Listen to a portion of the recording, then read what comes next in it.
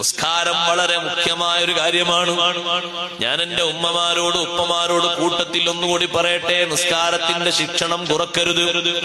നിസ്കാരത്തിൽ നല്ല ശിക്ഷണം വേണം. മക്കളെ നിസ്കാരത്തിന്റെ കാര്യത്തിൽ ഒരു കണ്ണ് എപ്പോഴും വേണം. അവരത് ശീലമാക്കിയിട്ട് പറഞ്ഞു കൊടുക്കാതെ നിസ്കരിക്കുന്ന ഒരു പരുവത്തിലേക്ക് എത്തുന്ന പക്വത എത്തുന്നത് വരെ ആ വിഷയം ഒന്നങ്ങനെ വീക്ഷിക്കണം. ഒരു കണ്ണ് എപ്പോഴും അങ്ങോട്ട് വേണം. ഞാൻ നിസ്കരിക്കുന്നുണ്ട്, പ്രാർത്ഥിക്കുന്നുണ്ട്, അത് മാത്രം പോരാ. നിസ്കരിക്കുന്ന കുടുംബമാകണം നമ്മളെ മൊത്തം കുടുംബം. ആണും പെണ്ണും സഹോദരങ്ങളും മരുമക്കളും അടക്കം നിസ്കരിക്കുന്നവരാകണം എല്ലാവരും. എന്നാൽ അല്ലാഹു തആല നൽകുന്ന ബറക്കത്തിന് കയ്യും കണക്കുമില്ല. അപ്പൊ ജോലിക്ക് പോകുന്ന ആള് ജോലി പോകണം, ഇടയിൽ നിസ്കരിക്കണം.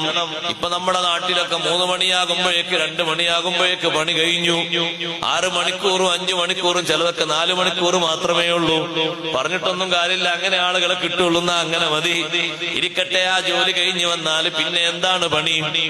വെറുതെ നമ്മൾ അങ്ങോട്ടും ഇങ്ങോട്ടും അലഞ്ഞു തിരിഞ്ഞ് നടന്ന് സമയം കളയരുത്, സമയം കൊന്നു കളയരുത്.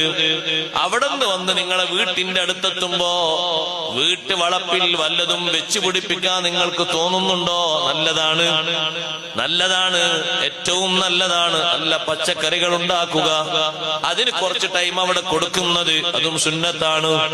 നല്ല നീയത്തോടുകൂടെ ആ കാര്യങ്ങൾ ചെയ്യുമ്പോൾ വലിയ പ്രതിഫലമാണ് ലഭിക്കുന്നത്. അത് കഴിഞ്ഞ ശേഷം വീട്ടിലേക്കുള്ള വസ്തുവകകൾ വാങ്ങി വരുന്നതിന് വേണ്ടി നമ്മൾ അങ്ങാടിയിലേക്ക് പോകുന്നു. ആവശ്യക്കാരെയും മറ്റൊക്കെ കണ്ടിട്ടൊന്ന് പരിചയം പുതുക്കുന്നു, സലാം പറയുന്നു, കഴിവിന്റെ പരമാവധി ജമാഅത്തിൽ സംബന്ധിക്കുന്നു. അതുപോലെ നല്ല നല്ല പ്രവർത്തനങ്ങളിൽ നമ്മൾ ഭാഗവാക്കാകുന്നു. സമയം ഒന്നും വേസ്റ്റാകാതെ കൃത്യമായി നമ്മുടെ സമയത്തിൽ ഓരോന്നിനും തർത്തീബുണ്ട്. അമല് മുടങ്ങുന്നില്ല. മഗ്രിബോടുകൂടെ നമ്മുടെ എല്ലാ വർക്കുകളും തീർന്നു കഴിഞ്ഞാൽ പറ്റുന്ന സഹോദരങ്ങളും സഹോദരിമാരും മഗ്രിബിന് ശേഷം ഇശാ വരെ, അല്ലെങ്കിൽ ഇശാ ബാങ്ക് കൊടുത്തിട്ട് കുറച്ച് ടൈം വരെയും നല്ല ഇബാദത്തുകളിലായി നമ്മുടെ സമയം വിനിയോഗിക്കണം. എപ്പോഴും പൊതുവാർത്തകളിൽ മാത്രമായി ഒതുങ്ങരുത്. ദേശീയ അന്തർദേശീയ കാര്യങ്ങൾ കേൾക്കുന്നതിൽ മാത്രം സമയം കളയരുത്.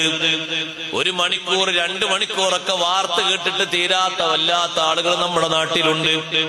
അവര് പ്രധാനമന്ത്രിയുടെയും അപ്പുറത്താണ് തോന്നിപ്പോകും. കാരണം ഒരു ചാനലിൽ വാർത്ത കേട്ടാൽ അടുത്ത് തുറക്കും, അത് കഴിഞ്ഞാൽ അടുത്ത് തുറക്കും. എല്ലാം ഒരു മോഡൽ തന്നെയാ പറയുന്നത്. പിന്നെയും പിന്നെയും പിന്നെയും സമയം കളയുകയാണ്. കേൾക്കേണ്ട ഒരു പരിധിക്കനുസരിച്ച് കേട്ട് നിർത്തുക.